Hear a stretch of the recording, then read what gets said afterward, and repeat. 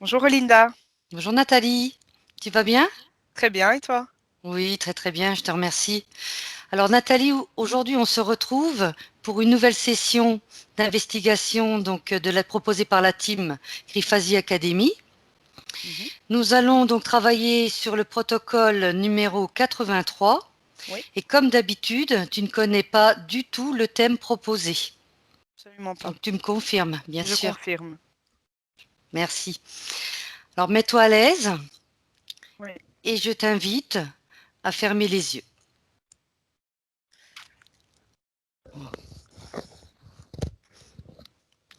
Je vais compter de 10 à 1 et ensuite de 1 à 3. Pendant que je compte, je t'invite tout simplement à te détendre. 10. Prends une grande inspiration que tu relâches lentement. Tu te concentres uniquement sur ma voix et tu respires de plus en plus lentement.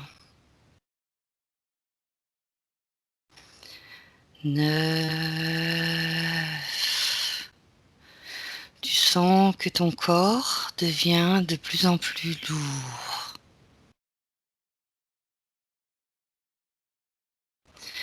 À chaque respiration et à chaque parole que je prononce. 8. Prends le temps aussi de monter tes fréquences. 7.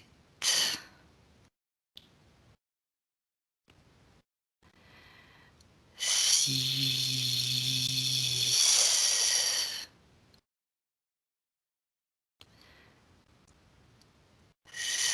5.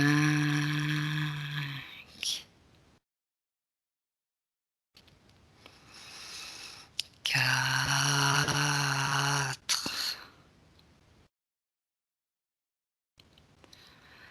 3.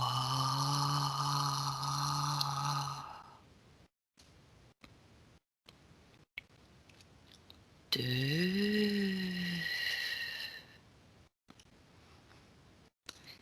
Et 1. Maintenant, Nathalie, je vais compter de 1 à 3 et pendant que je compte, tu te connectes au mot paralysie du sommeil. 1,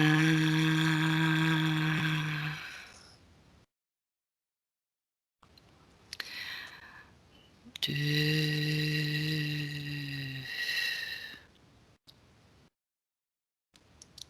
3. C'est bon? Oui. Mhm. Voici donc la première question du protocole, Nathalie. Mhm.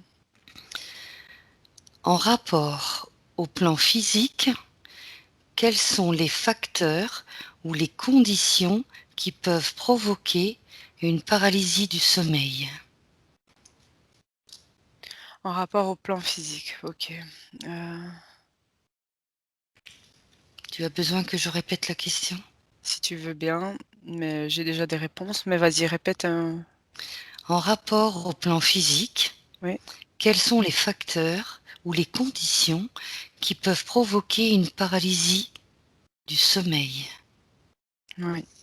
Il y en a pas mal. Dis-moi. Attends, je fais un peu le tri. Mhm. Alors ici, j'ai... Écoute, au niveau du cerveau, Oui. je vois que chez... Bon, je vais en choisir, sinon je vais être un peu perdue. Voilà. Alors ici, je vois qu'au niveau du cerveau, il y a un impact. En fait, il y a comme des aiguilles Sur une partie du cerveau. Donc, apparemment, c'est plus à ce niveau aussi. Ici. Oui. Ici. Il y a des aiguilles. Des aiguilles, bien sûr, pas physiques, hein, on est Mhm. d'accord. Mhm. Et je vois que par ces aiguilles, ça remonte, c'est relié. Donc physiquement, mais ça, du coup, c'est pas physique. Mais au niveau physique, les paralysies, tout se passe au niveau du cerveau.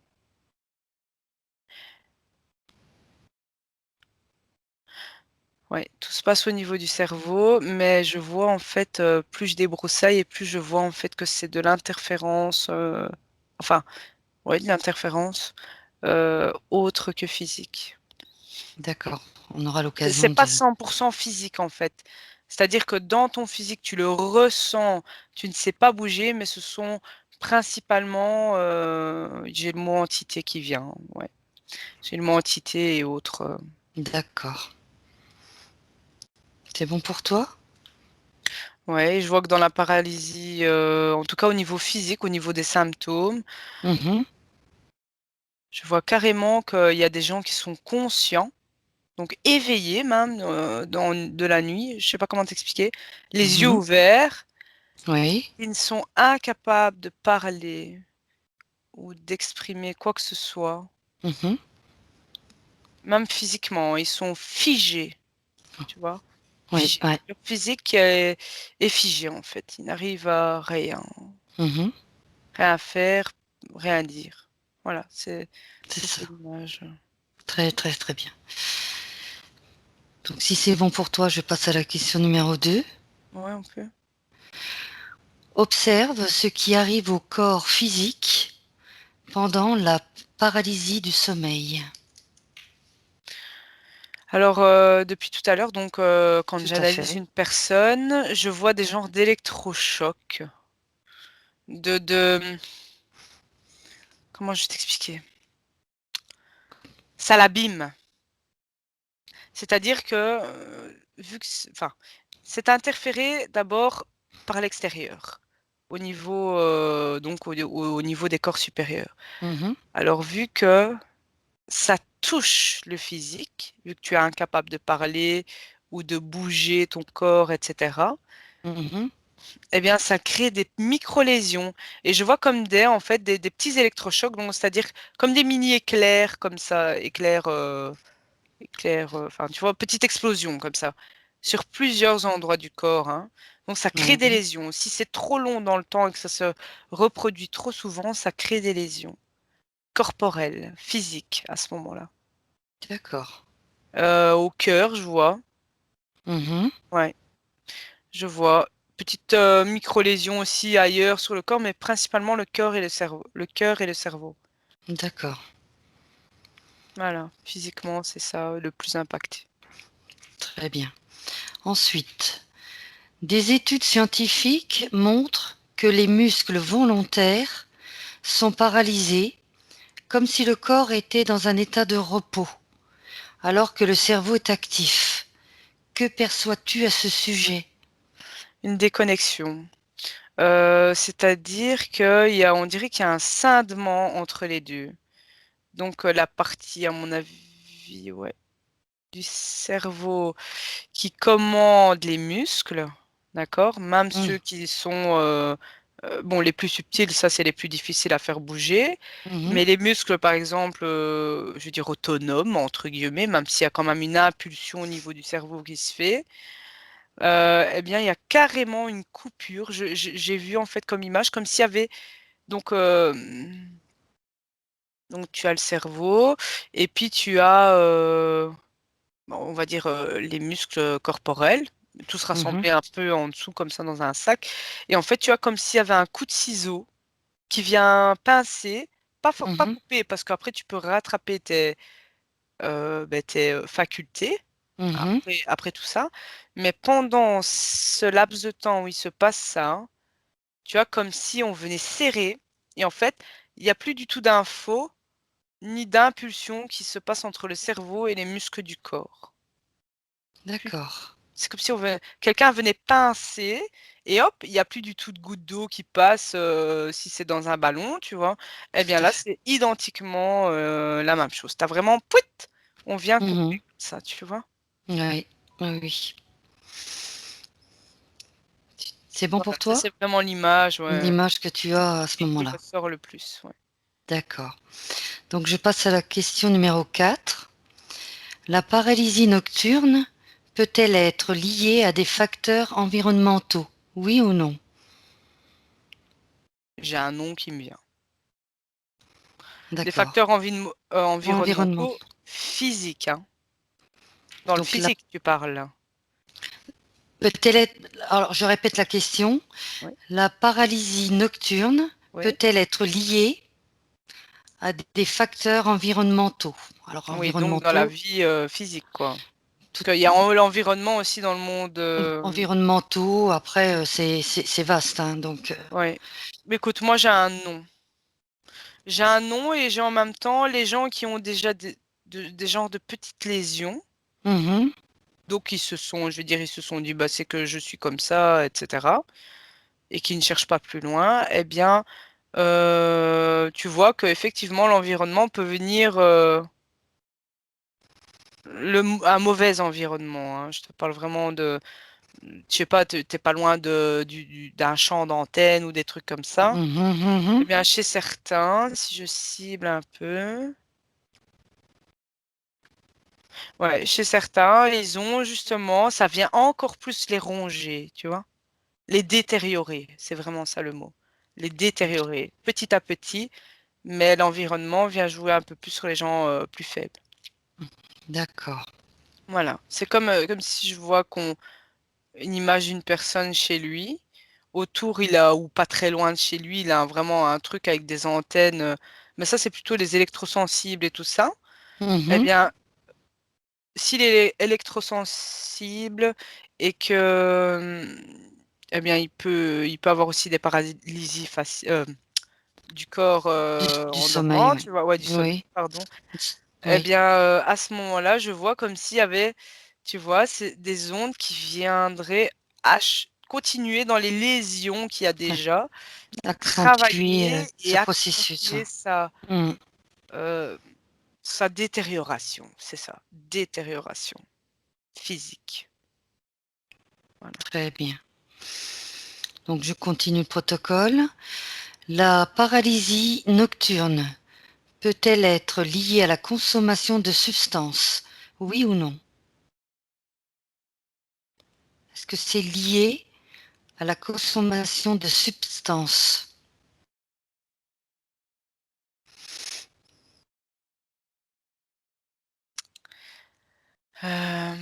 Alors en fait,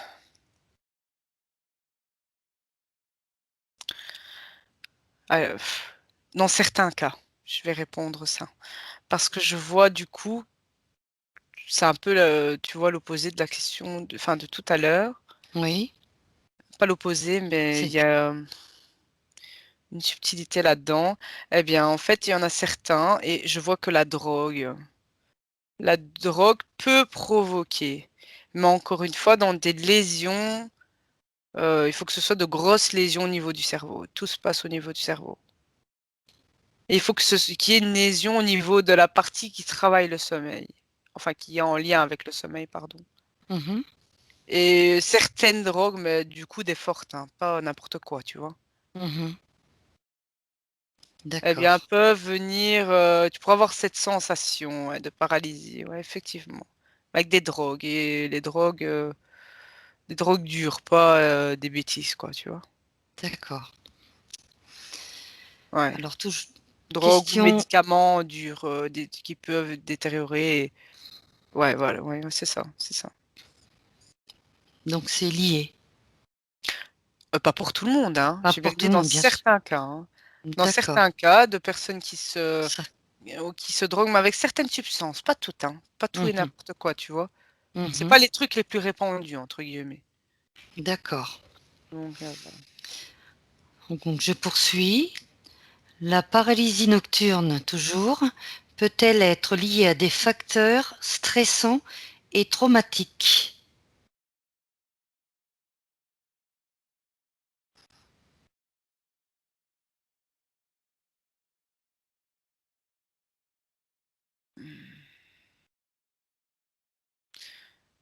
Écoute, alors stressant et traumatique. Je dirais que c'est le alors, voilà, stressant et traumatique, pour reprendre ces termes-là, moi je vois, c'est que ça peut être le premier impact dans une vie, de peu importe, d'une personne Mhm. lambda. Donc un gros stress ou un gros traumatisme vient en fait, c'est comme si tu cognais avec ta voiture, mais tu une poque à ta voiture. Eh bien, Mhm. par cette faille, les entités subtiles, etc., qui sont un peu, enfin, c'est pas qui sont, mais qui sont reliées à ça, Mhm. eh bien, profitent de ça. Donc, c'est-à-dire que ils arrivent à manipuler, à maîtriser quelqu'un pendant son sommeil, donc à lui faire des paralysies complètes, Mhm. parce qu'ils profitent d'une autorisation due à un traumatisme ou un stress, quelque chose de traumatisant, quoi, tu vois? Mhm. Donc ici, je peux prendre un exemple.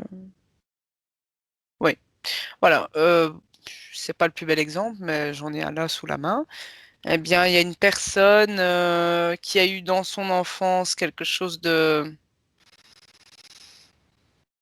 traumatisé, je vois, par son père, qui lui crie souvent dessus, tu vois? Quelque Mhm. chose, voilà, l'enfant a peur, il a toujours grandi en ayant la peur de son père, donc la peur, c'est je vais dire «le coup dans sa voiture» entre guillemets, Oui. et de par ce coup dans la voiture qui n'a jamais été réparé, eh bien, je vois que des entités peuvent venir s'infiltrer et maîtriser, comme une marionnette, la Mhm. personne de la nuit.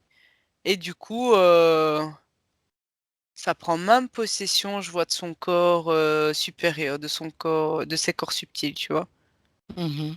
En tout cas, jusqu'à un certain niveau. Très Ça a bien. tellement été traumatisant que c'est à se demander si ça vient de cette vie-là, tu vois? Enfin, de Oui. la vie physique, actuelle. Mhm. C'est à voir, c'est à creuser. Complètement. Ouais. On verra avec les questions libres tout à l'heure. Donc, prochaine question. Donc, existe-t-il une prédisposition génétique pouvant conduire à générer une telle parasomnie? Non. Non? Génétique, physique, non. Très bien. Transgénérationnel au niveau, des corps subtils, oui. Donc encore une fois, on en revient à la question peut-être d'avant. Oui, C'est un traumatisme, ça pourrait être un traumatisme de famille depuis, des lustres, hein, jamais oui, réparé, qui est transgénérationnel. très bien. Mais, génétique physique, non. Ah, enfin moi j'ai Parfait. un non. D'accord. Donc, on continue. On est à la question numéro 10. Des troubles gastriques dus à des aliments non digestibles, une suralimentation ou une consommation abondante d'alcool peuvent créer ou co-créer ce phénomène. Peuvent créer ou co-créer ce phénomène. Donc, l'alimentation, Donc là, on est encore dans le consommation d'alcool, physique. on est dans le physique. Non, de drogue, enfin de drogue Créer ou subs co-créer. écoute, dans le physique, tu as, la drogue, je parle de médicaments même assez forts, des trucs un peu, ça oui, ça peut créer, mais dans le physique, une suralimentation au niveau digestif, attends. Prends ton temps, regarde.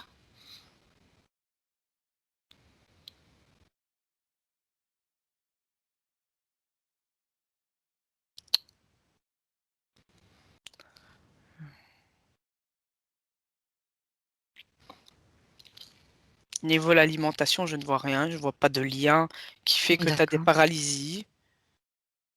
Indigeste. Du coup, ça voudrait dire qu'indigeste, Après, on parle j'ai ici de des créer ou co-créer. ah oui, oui, oui, d'accord, OK. Créer ou Ouais, co-créer. ouais, ouais. assez subtil au Mmh. niveau de la question. Attends, je vérifie, hein. Vérifier, oui. Tu m'as dit alimentation, tu m'as dit Alimentation, consommation donc d'alcool. Eh bien, exactement. regarde un peu, enfin, regarde un peu, je te le dis, mais consommation d'alcool, Mmh. bon, ben, dans l'excès, hein, je vois, hein, encore une fois. Eh bien, dans l'excès, ça peut créer un traumatisme ou un stress corporel, ok? Mmh. Et, et plus que corporel, parce que ça peut être dû à une blessure enfouie ou quelque chose qui n'a pas été soigné, on va dire, ou pas libéré, peu importe, ça, il y a plusieurs facteurs. Et là, je vois, eh bien, ça amène à l'excès, ça, chez certains, bien sûr, encore une fois. Eh bien, Mmh. je vois que ça peut amener, donc, s'il y a un excès d'alcool dans ces, je veux dire, dans ces fissures, hein, encore une fois, Mmh. eh bien, oui, à ce moment-là, ça peut même augmenter eh bien, la paralysie, du sommeil, ouais. Et des états même plus longs et plus profonds. Plus longs D'accord. comment je dis? En temps, quand, ça se passe. Donc imaginons, ça se passe 20 secondes habituellement Mmh. et quand tu bois, ça se passe, plus d'une minute, tu vois? D'accord. Voilà, il Mmh. peut y avoir ce facteur qui joue, en plus. Maintenant au niveau alimentaire, bah, encore une fois, s'il y a de l'excès de quelque chose, tu vois? J'ai vraiment le mot excès. S'il y a de l'excès dans le physique, hein. Donc, Mmh. alcool, alimentation quelconque indigeste, pas bonne pour toi et cetera. Eh bien, s'il y a de l'excès et que tu as déjà cette faille-là, eh bien oui, ça peut augmenter la longueur de ces périodes de ces moments de paralysie, du sommeil. Ça peut Très bien, augmenter très la bien. longueur de ça, voilà, c'est ça. C'est Ouais. ça? En fait, ça vient se rajouter, tu vois? C'est un peu co-création, c'est-à-dire que ça Mmh. peut être un deuxième facteur qui se développe avec le temps, hein, si tu ne soignes pas la Oui, base, qui se développe avec le temps en plus. Donc, je vais dire, tu te charges d'une deuxième poubelle, entre guillemets, très bien.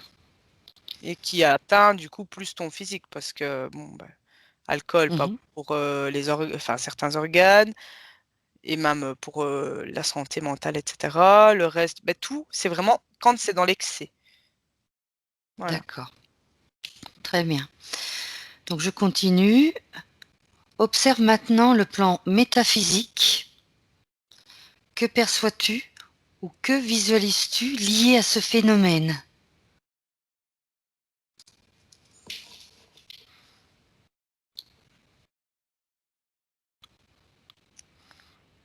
Alors, Le plan métaphysique.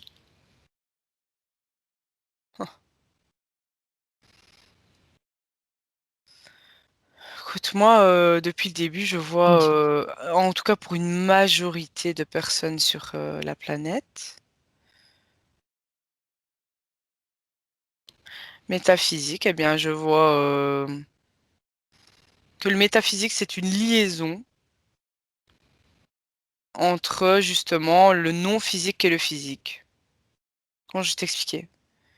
C'est comme s'il y avait une tranche, heu, où là, justement, les entités vont parce qu'elles vu qu'elles ne sont peuvent pas être dans le physique à 100, eh bien, elles vont Mmh. se loger là, on va dire ça.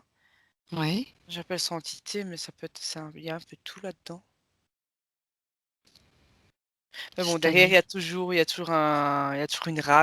race, autre, que humaine, et je vois, ouais, des entités, hein. Ouais, Mmh. ouais, de un peu de tout.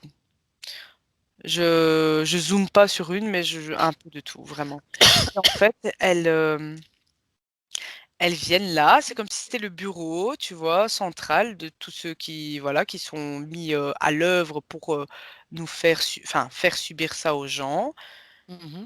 Et là, ben, on dirait que tu vois, c'est comme si c'était, derrière des ordinateurs et qui faisaient l'histoire à ta place, à ce moment-là où les gens ont des paralysies. Et parfois, on leur montre des vraies choses. Enfin, eux, on leur envoie ce genre d'informations. Donc, des vraies choses. Donc, ils peuvent leur montrer des gens de leur, par exemple, de leur vie ou quoi que ce soit, ou de leur entourage ou autre, ou des gens décédés de leur Oui. famille. Comme ça fait plaisir. Et comme ça, ils sont encore plus accaparés, je vais dire. Ils mettent un bon petit appât pour dire d'encore Mhm. plus accaparer et prendre l'énergie de la personne à ce moment-là. C'est une porte ouverte, en fait. C'est une porte que les personnes à qui ça arrive, c'est une porte qui a été ouverte à un moment. Et Mhm. eux, ils s'introduisent par cette porte-là en provoquant justement une paralysie physique. Ouais, physique. Mais tu vois et tu enregistres quand même dans ton conscient ce que tu peux voir dans ces moments-là. D'accord. Mais c'est maîtrisé par plusieurs sortes de tout horizon, d'ailleurs, je vois. Un peu tout le monde a son petit ordinateur avec ce qu'ils envoient comme info à des personnes différentes, quoi. Voilà. D'accord. Très bien. Des fois, je vois des gens de contrats signés qui passent sur les tables. Comme si, ben voilà, une personne envoie une info là-haut et veut Oui. maîtriser une autre personne qui est aussi sur Terre. Tu vois, comme si quelqu'un signe un contrat, moi je veux que cette personne-là soit paralysée toutes les nuits et je sais pas, il pense à moi ou à Tchik, eh ben, c'est Oui. envoyé, il traite l'info et tac.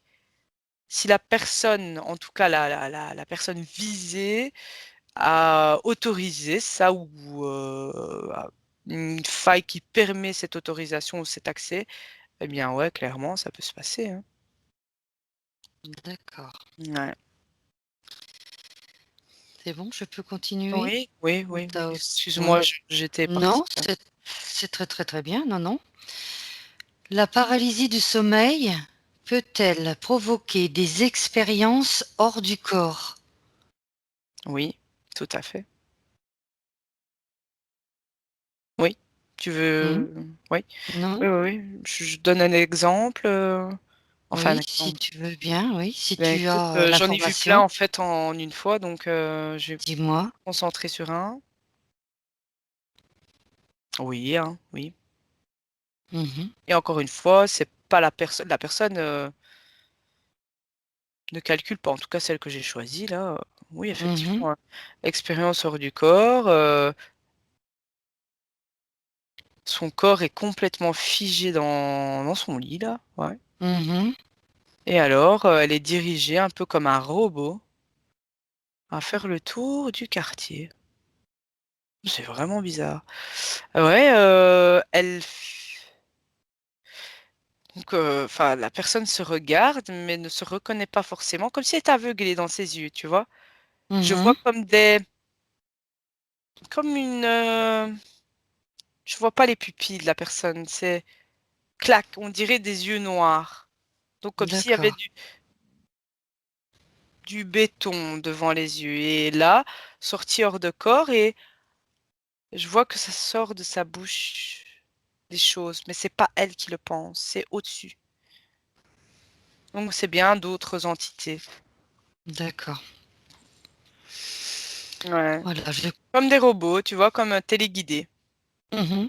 Voilà. Et la personne qui profite de la sortie de corps, là, enfin, les entités Oui. qui profitent de la sortie de corps de la personne, peuvent faire des tours et des tours au-dessus de villages, de quartiers, et profaner des choses. Voilà, c'est pas top, hein. Mhm. Et donc, du coup, forcément, le quartier, je vais dire, il ne prospère pas, tu vois. Ça dépend ce qui est dit, mais pas d'évolution, en tout cas dans un bon sens. D'où il y a des endroits on sent la lourdeur des choses, tu vois. D'accord. Ouais, c'est ça. Donc, d'accord, je vais continuer. Pourquoi, dans la plupart des cas, les gens signalent-ils avoir subi des agressions physiques?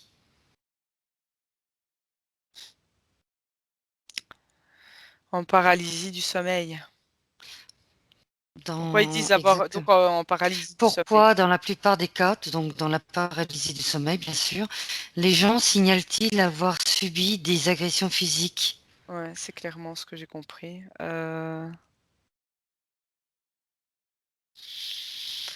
Alors ici j'ai ouais. En fait, ils sentent une douleur physique. Vu que pendant que ça se passe, c'est comme je t'expliquais, c'est comme si quelqu'un Mhm. venait pincer le débit entre le Mhm. cerveau et les muscles.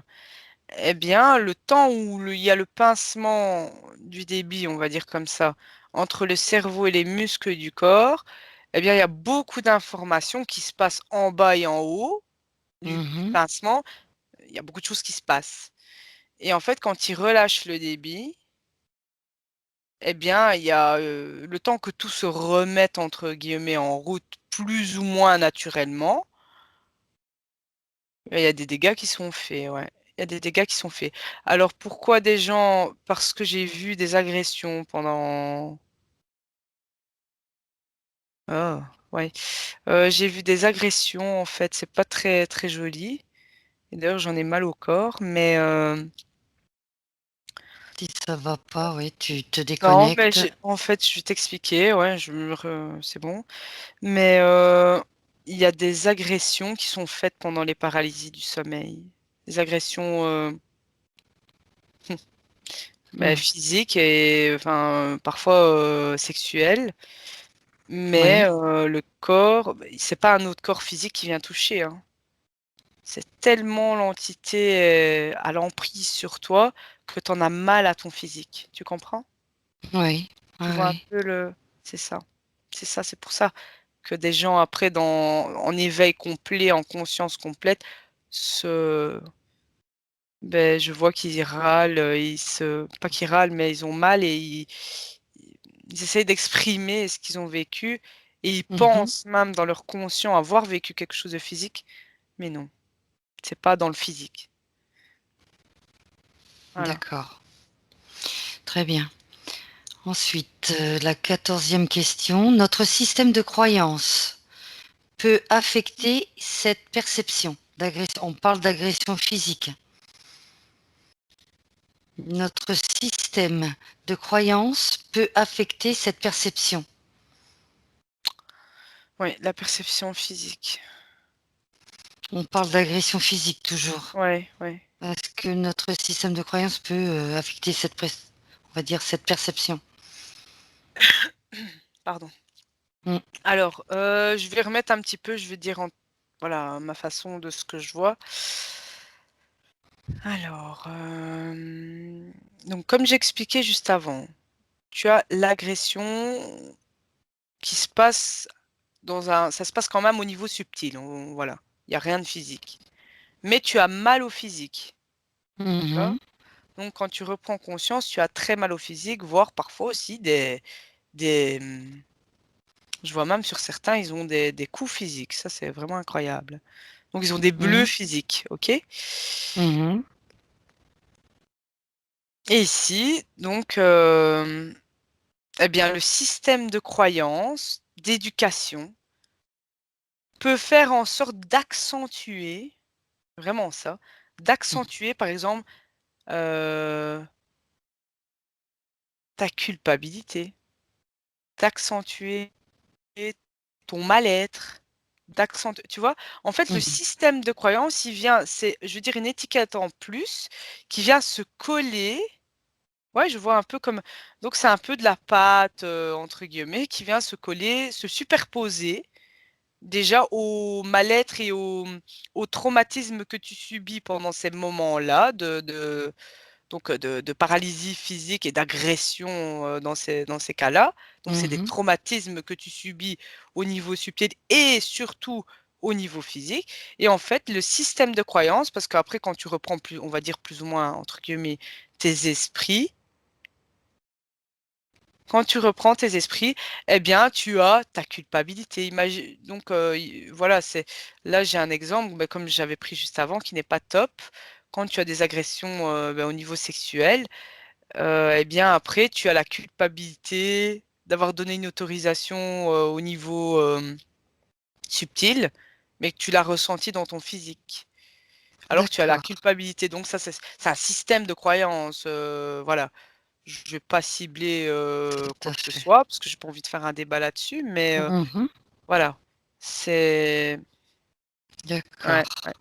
Ça vient rajouter là, je vois la culpabilité parce que c'est le meilleur moyen en tout cas un gros, gros moyen bien déployé sur terre pour faire culpabiliser ouais, culpabiliser les gens. C'est une «arme» entre guillemets, tu vois? Comme la peur, D'accord, c'est une arme. La tout à fait. culpabilité, c'est une arme. Pour eux, hein. La Mmh. et Tout ils à fait. réussissent et ceux qui maîtrisent bien ou qui sont bien en contact, je dirais avec, mauvaises entités et cetera, eh bien, ils ont ce qu'ils veulent entre guillemets. Parce que les gens qui cèdent à la peur ou qui s'imaginent que la peur est vraiment réelle ou la culpabilité est vraiment réelle et cetera et qui vont être punis, une sorte de punition après, eh bien, bon, comme par exemple ça pourrait il y en a ceux qui croient au karma et cetera, eh bien, Mmh. voilà, c'est je veux dire l'histoire continue de s'écrire quoi, Mmh. tu vois? Dans ce Très bien. sens-là. Que s'ils perdent, un peu le système de croyance, l'éducation et tout qu'on est venu leur inculquer, pas qu'ils perdent, mais qu'ils fassent un petit peu le tri et qu'ils débroussaillent un peu, tout ça dans leur esprit, eh bien l'esprit déjà va être beaucoup plus léger, va fermer beaucoup plus de portes, Mmh. fermer des portes, c'est-à-dire, aux choses négatives et ils vont voir plus clair en eux et ils vont s'apercevoir que, eh bien, il y a des choses qui peuvent, c'est pas des choses, c'est quasi tout et voire même tout, que chacun peut régler en soi. Mais ça doit venir de soi, de l'intérieur, de l'intérieur. D'accord. Voilà. Donc, dernière question pour le protocole. Existe-t-il une relation entre la paralysie du sommeil et le phénomène des enlèvements extraterrestres? Abduction. Est-ce qu'il y a une relation entre les 2? Dans certains cas. Je vois certains cas. Mmh. Parce que voilà, si tu me parles de races extraterrestres, donc hors de terre, donc hors de la physique, oui. Et il y a même des gens, je veux dire, encore avec leur physique, donc le physique tient encore, il est vivant, donc les personnes Mmh. sont vivantes, mais leur âme a été volée, D'accord, tu vois? Par, justement des autres races que, race humaine, on va des extraterrestres, hein, on va les d'accord, voilà. Oui, oui, il y en a. Ça, il existe des cas comme ça, tout à fait. d'accord. Donc Nathalie, c'était la dernière question. Oui, On passe maintenant à la partie libre, si tu veux bien. oui. Ça va? Mmh. Très bien. Oui. Alors, je vais commencer. Est-ce que tu peux me trouver une personne qui vit régulièrement des paralysies du sommeil et quand tu l'as, tu me le dis? Oui, j'en ai une. Tu en as une? Mmh. Décris-moi cette personne. C'est un homme ou une femme? Une femme, Très bien. Quel âge a-t-elle à peu près? petite vingtaine d'années. Vingtaine d'années. Dans quelle position le dormeur, donc cette personne, est allongée? Sur le Allons, côté? sur le dos. Les Elle est sur le bras, dos. ouais, les bras un peu écartés de son corps Oui. et elle fixe un peu le plafond comme ça, les yeux grands ouverts, la bouche, impossible de sortir quoi que ce soit comme, mot. Alors justement, j'allais te demander maintenant, tu observes attentivement ce qu'il se passe, c'est ce que tu as fait pendant son sommeil, et dis-moi comment va se manifester justement cet épisode de paralysie et que ressent-elle? Alors chez elle, À ça quel vient moment? Ouais, chez elle, elle rêve, hein, donc là, elle est bien, elle rêve, enfin elle est bien. Bah, déjà de l'anxiété avant d'aller dormir parce elle se elle se dit: «Je vais peut-être encore vivre ça». Et justement, j'allais te effectivement, poser la question. donc elle va se coucher avec cette «boule au ventre» entre guillemets, hein. Donc justement, Ensuite, j'allais te poser la question, est-elle stressée, angoissée juste avant de dormir? oui, Donc tu me oui, confirmes qu'elle peur l'est de déjà avant de revivre. s'endormir? Oui, en tout cas celle-là, oui. Parce qu'elle a déjà vécu ça, elle vit ça depuis plusieurs années. Mmh. Elle ne comprend pas comment ça se fait. D'accord. Je veux dire, Donc elle a cherché, mais elle a pas cherché vraiment au bon endroit non plus. d'accord. Mais on lui a donné 2-3 explications, mais sans plus. Même le médecin, en fait, le médecin n'a pas vraiment quand je la vois parler, elle n'a pas vraiment d'empathie. Il se dit qu'elle est juste, un peu, «folle» entre guillemets. Il la prend pour un petit peu pour une folle, en tout cas. D'accord. Et Donc là, du coup, il projette à la famille une image aussi où elle est un petit peu, beh, tiens, parfois, elle explique des choses, mais bon, elle est encore en train de «délirer» entre guillemets, tu vois? mmh. Mais, non, non, elle voit elle est figée, elle est même lourde dans son corps, tu vois? Mmh. Elle est, plombée, c'est le mot. Elle est Et qu'est-ce qu'elle voit plombée dans le qui fond de son lit et en fait, écoute, moi, je la regarde, de loin, oui. ah, de loin, Et hein. qu'est-ce Je la touche pas du tout, hein, et alors j'observe là et elle ah a oui, comme je t'ai dit, on dirait que devant ses yeux, je ne vois pas de pupille, je vois pas un œil, et je vois pas un œil pour dire, mais on dirait qu'à la place des yeux, elle a une croûte noire, dans qu'est-ce le qu'elle voit à ce moment-là? bah, il faut que je me connecte à elle du coup. Voilà, connecte-toi à elle. Là, ça n'a pas l'air d'être sympa, j'en ai mal Tu au ventre et j'ai des bah, frissons. écoute, tu Mais, prends du ouais, recul. je vais essayer. Voilà, protège-toi, prends du recul et observe la scène sans aucune émotion. Tu observes, c'est tout. Tu n'as pas d'émotion, tu observes la scène. C'est pas top, hein. Hem, Si c'est inconfortable pour toi, non, je tu te regarde de déconnectes. loin, je regarde. Mmh. Elle se fait visiter en fait, hein, par, une entité qui Elle carrément la elle la voit?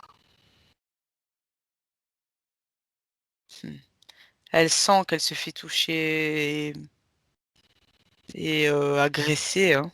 Mmh. Elle le sent. Très bien, d'accord. Donc quitte Écoute, la j'ai mes scène, bras quitte glacés, ouais, non, c'est mais tu quittes la scène. Donc c'est ce qu'elle voit à ce moment-là. ouais, Quel mais moi je truc vois l'entité même, la souiller, c'est le mot.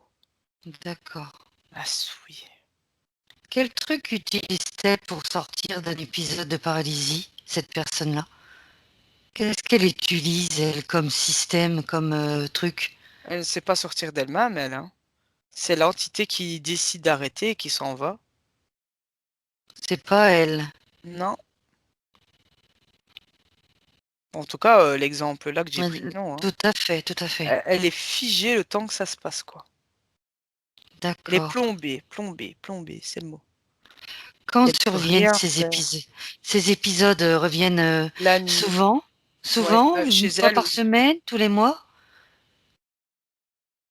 Oh, elle, en fait, il peut ça peut se passer quasi tous les jours pendant, des semaines Oui, et ensuite plus rien pendant 1 mois ou 2, tu vois? Pour lui d'accord. faire croire que c'est fini et Mmh. puis ça revient et puis ça Donc l repart. C'est d'accord. tu vois, c'est de temps en temps, on va la laisser un peu tranquille, qu'elle souffle ou qu'elle reprenne des forces. Oui, Un peu ça, qu'elle se je com recharge et puis l'entité revient et paf, elle lui reprend toute son énergie d'accord. et puis hop, elle la laisse un petit peu et puis hop, elle revient, tu vois? Elle Mmh. revient par période, hein, le temps que la fille se recharge, quoi. D'accord. Carrément, ouais, ouais, carrément Alors et j'ai puis une autre l'entité question. remonte et elle va Oui, déposer cette énergie. d'accord. Donc j'ai une autre question. Moi, tu y as peut-être un peu répondu, mais je vais quand même te la poser. Est-elle capable de savoir si ça va se produire avant de s'endormir?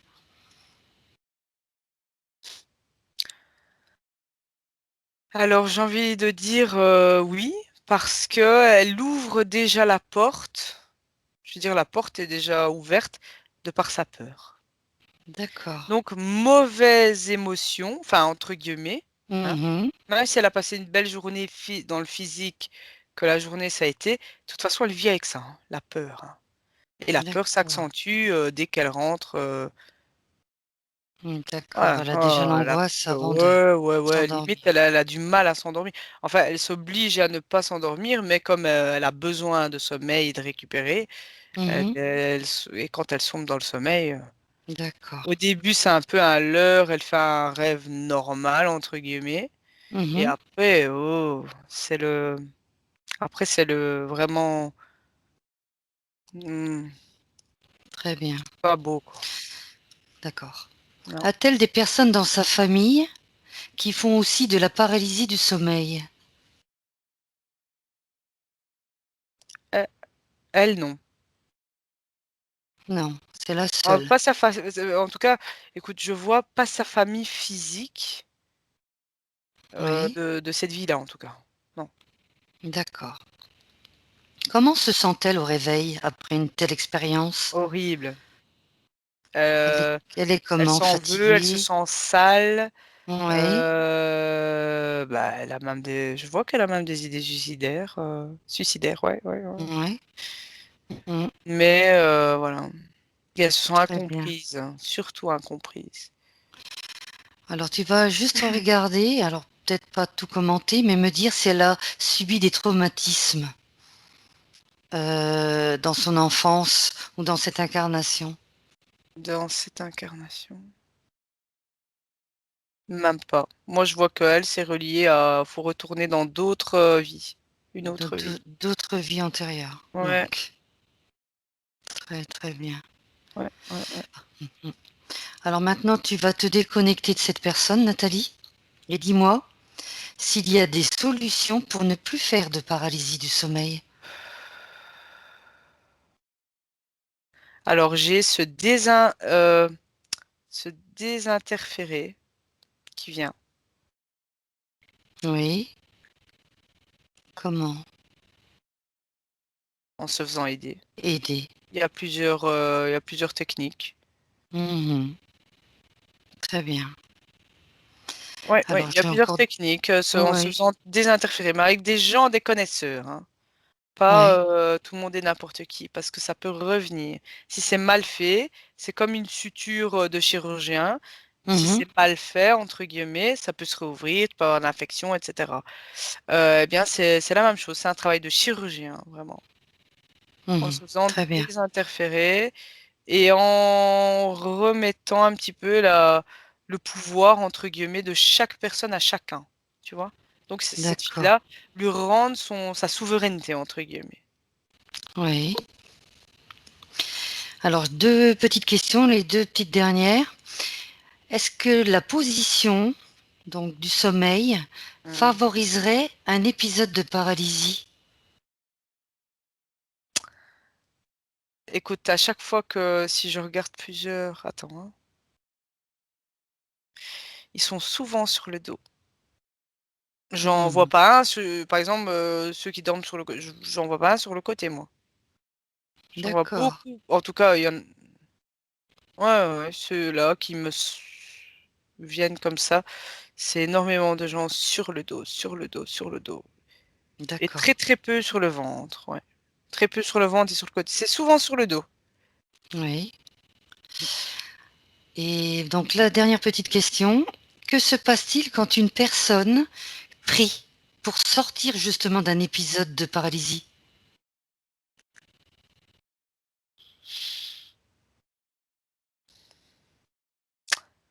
Alors, il se passe beaucoup de choses, c'est-à-dire, bon, c'est aussi un peu de «l'ordre à mettre» entre guillemets.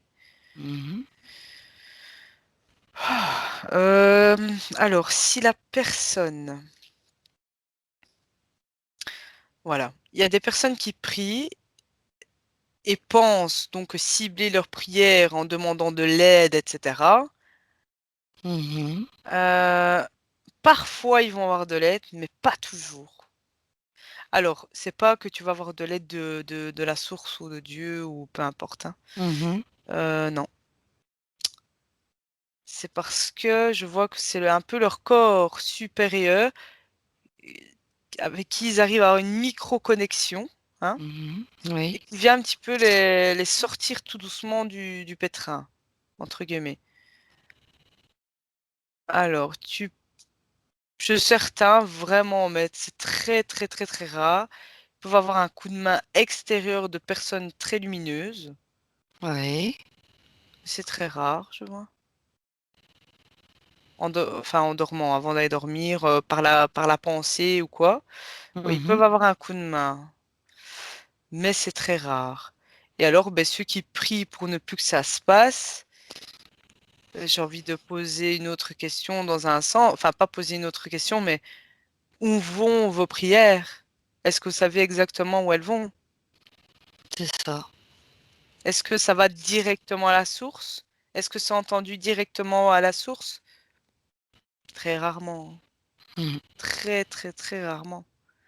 Bien souvent, c'est très vite interféré, hein, Très et très bien. capturé. On dirait que, tu vois, tu as des demandes, tu as des, voilà, le vœu de ne plus avoir ça, de plus de douleur physique la nuit à cause de ça, de ça, de ça, que tu subis depuis des années. Mais si, j'ai envie de te dire, tu restes dans ton bocal, entre guillemets, en demandant toujours de l'aide extérieure. Mhm.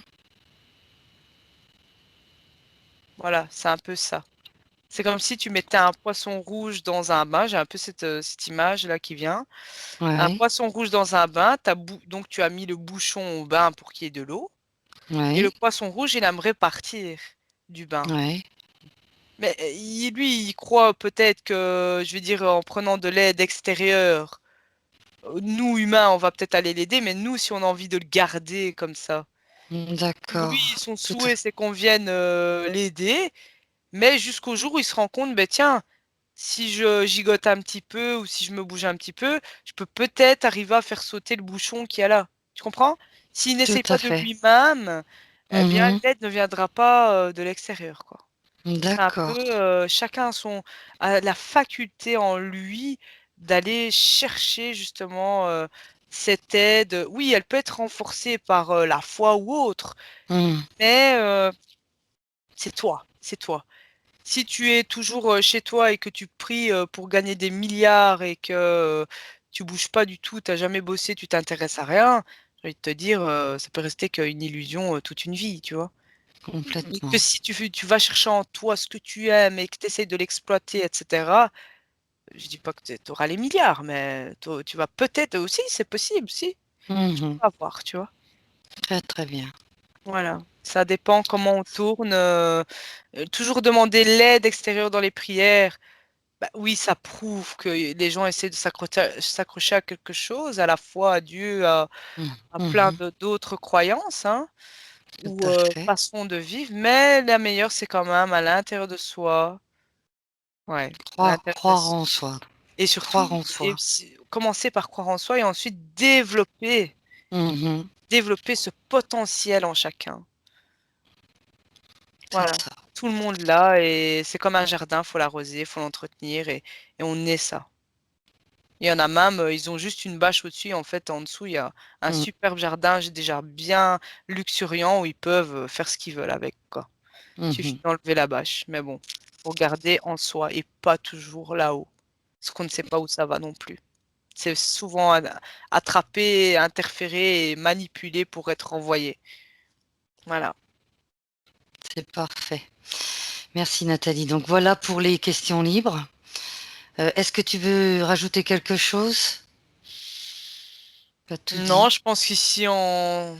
allez, dans les questions libres, j'ai pu aussi expliquer un petit peu, ben voilà, chacun en lui, Tout à fait. Mhm. la façon aussi de se sortir de tout ça. Mais bien sûr, on a aussi, je veux dire, des petits indices le long de notre route. Il faut être Mhm. plus attentif à ce genre d'indices et essayer de Mhm. creuser.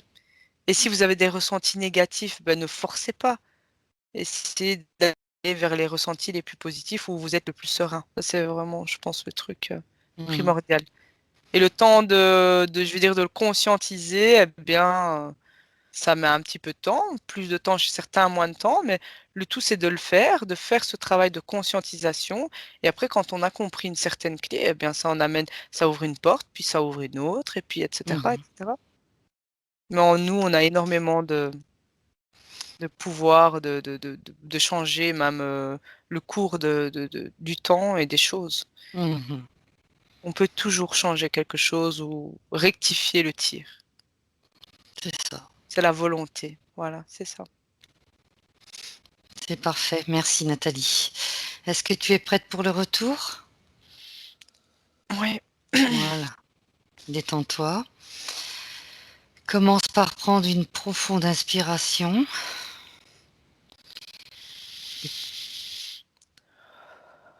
Tu relâches. Prends un instant pour toi. Imprègne ton esprit de pensées positives et tu en profites pleinement.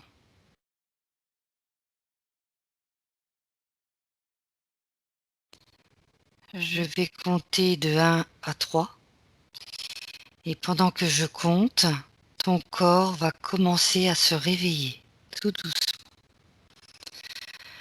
1,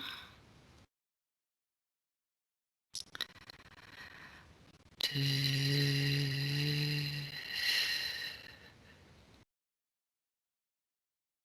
tu prends le temps de moduler tes fréquences. Prends le temps.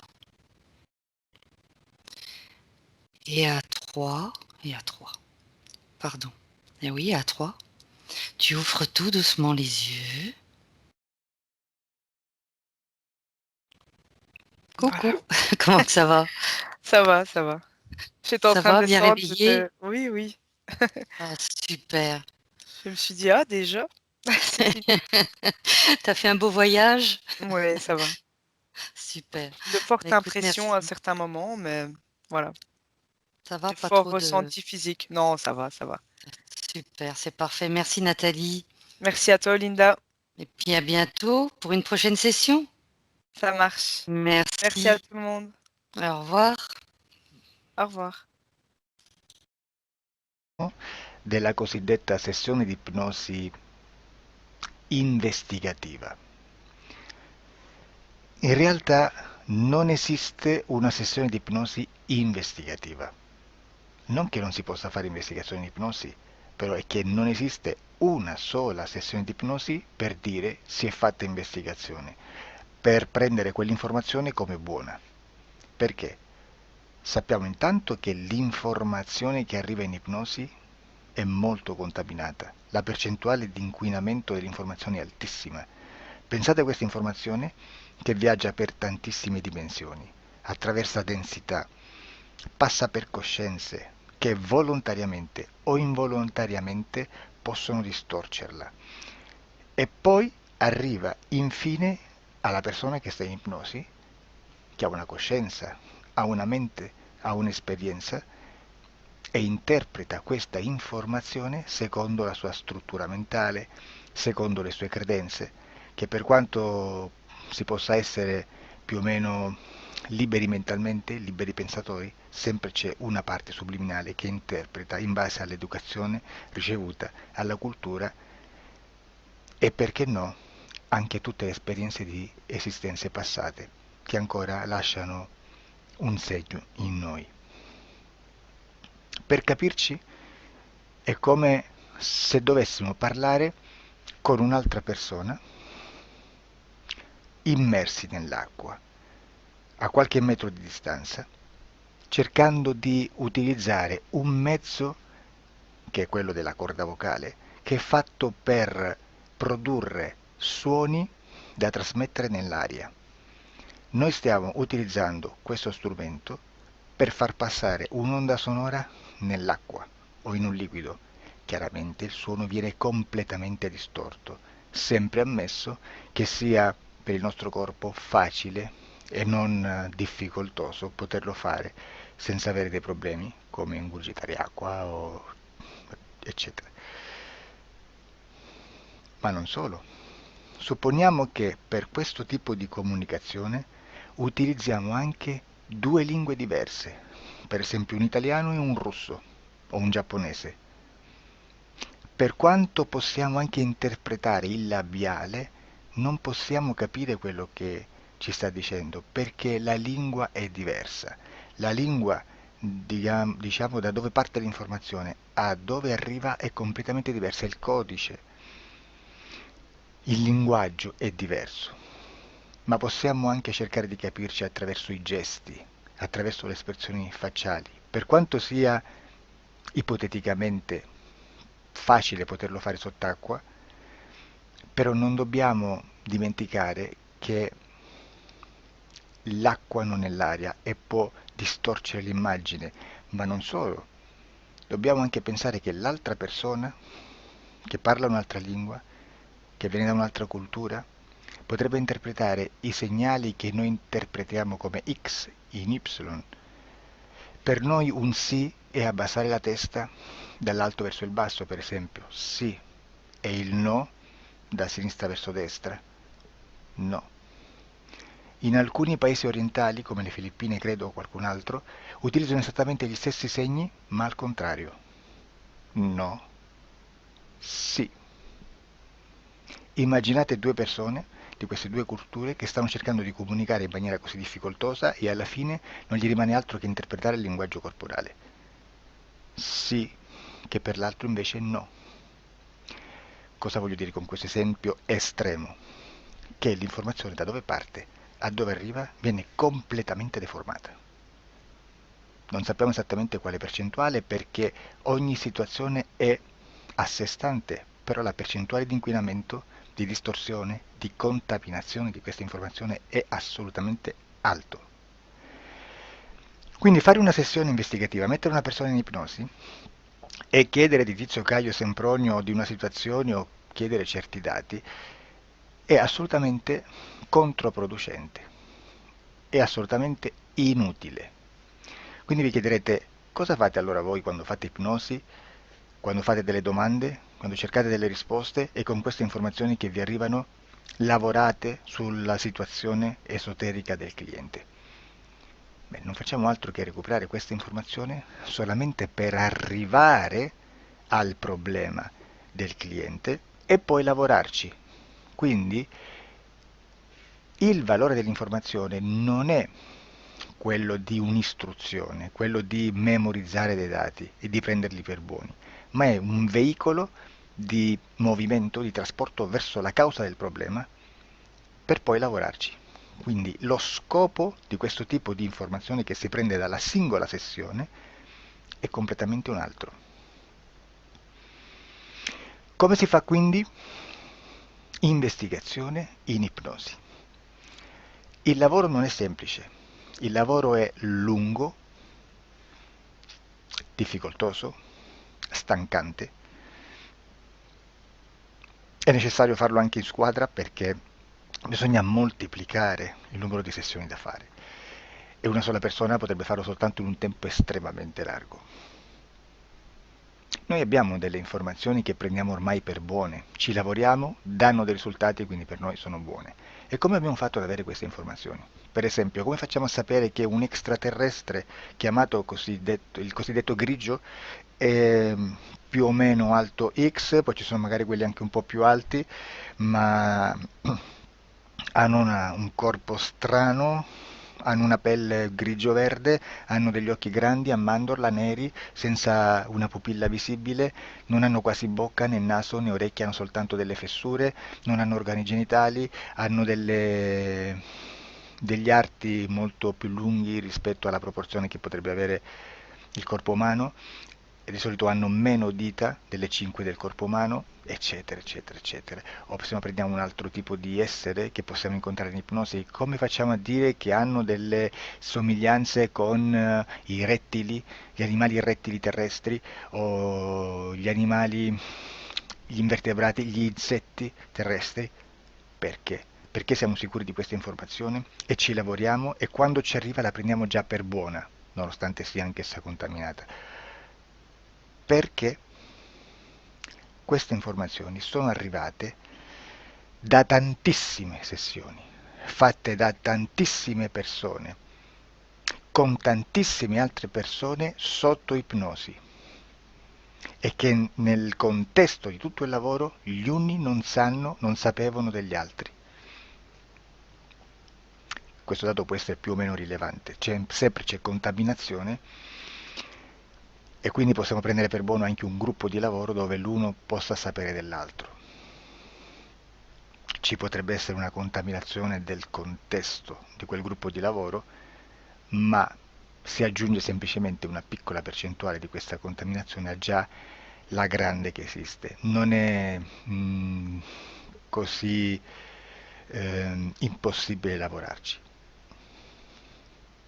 Da tutte queste sessioni, da questo grande numero di sessioni, migliaia, diciamo migliaia, noi prendiamo solamente quell'informazione che è uguale a tutte, che è in comune a tutte, o a quasi, perché magari qualcuna ci potrebbe essere niente in comune per una fortissima contaminazione, perché no?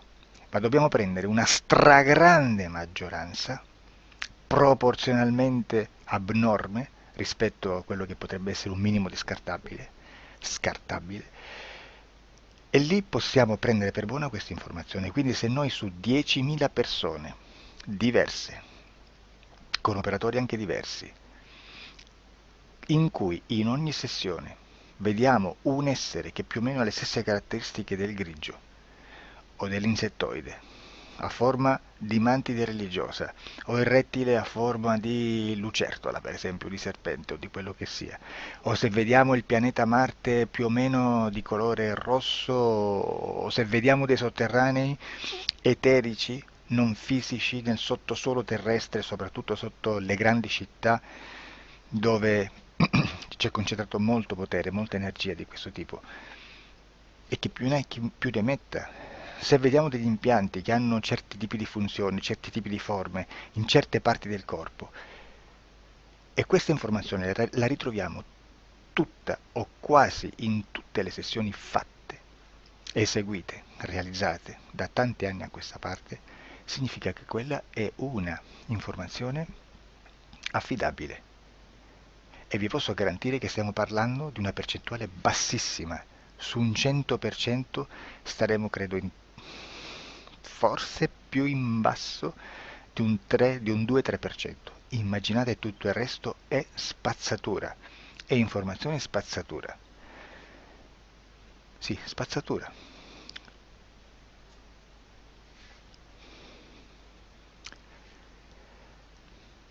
C'è anche un'altra cosa da dire.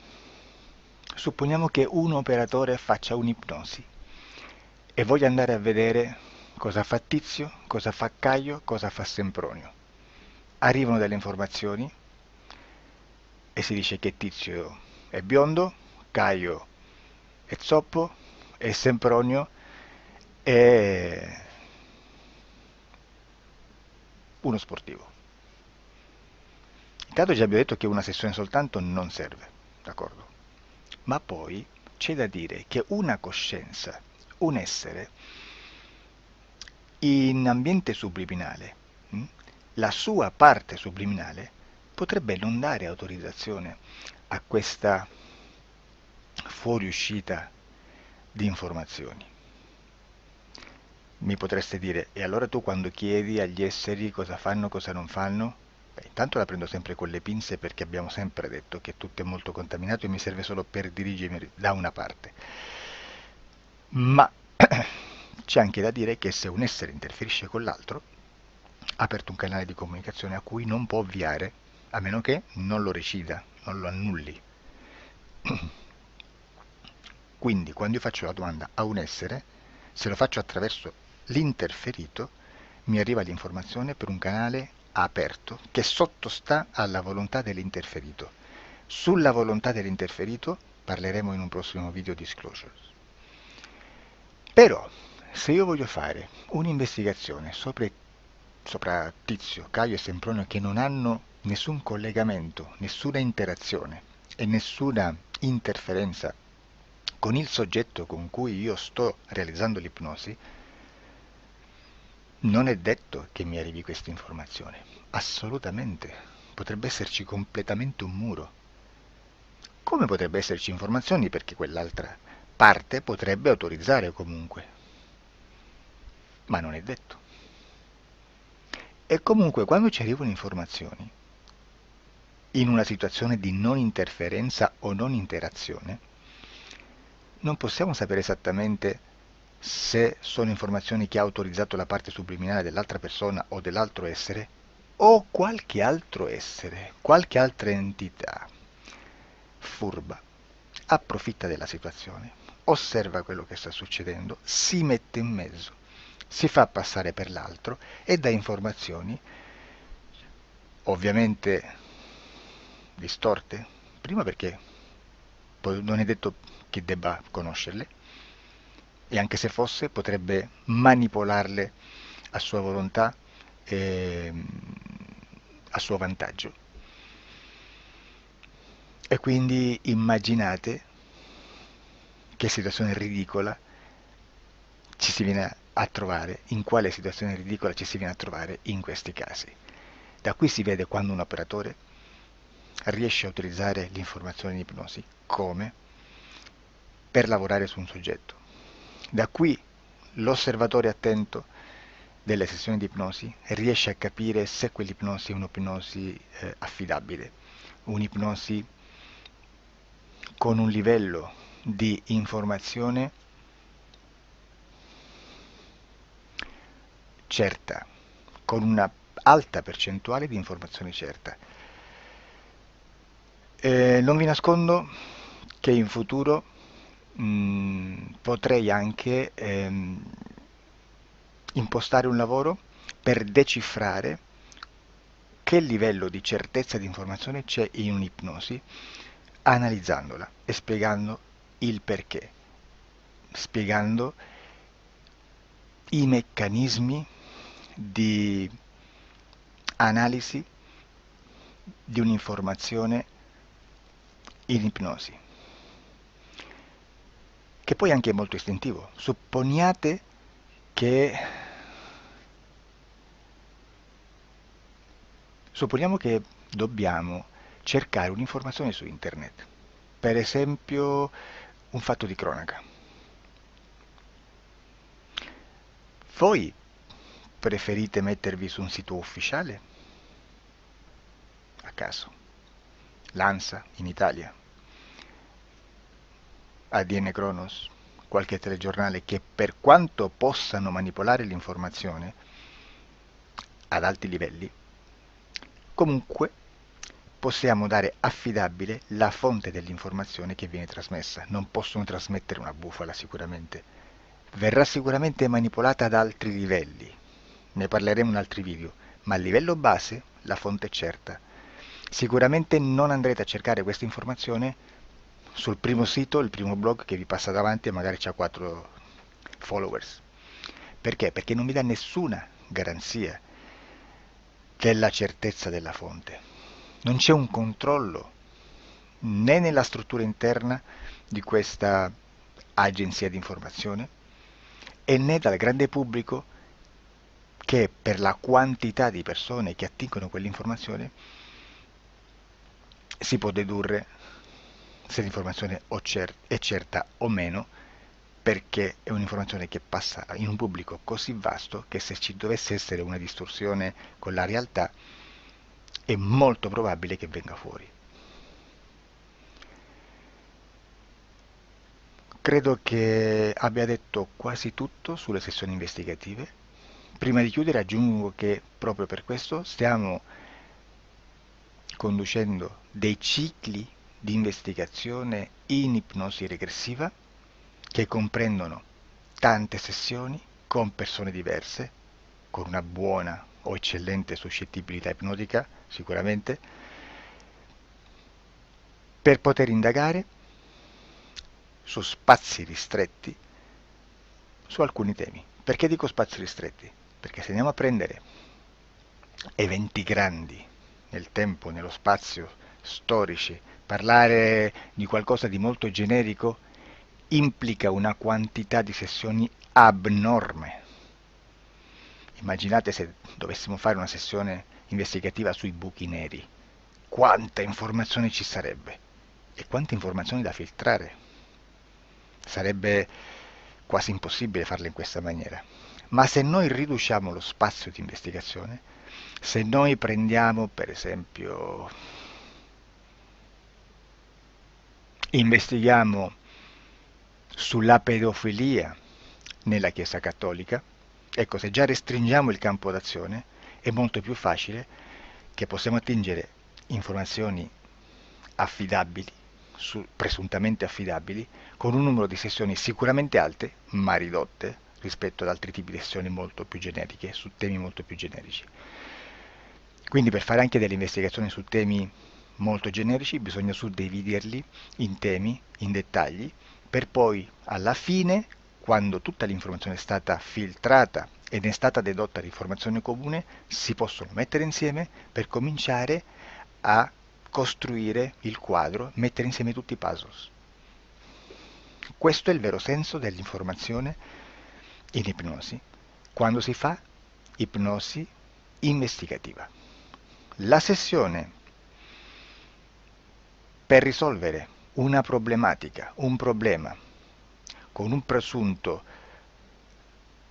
una presunta origine esoterica di un cliente, di una persona, è un'altra cosa, sono altri metodi, altre tecniche e l'informazione si usa in un'altra maniera, ha un altro scopo. Grazie, ci vediamo al prossimo video. Disclosure.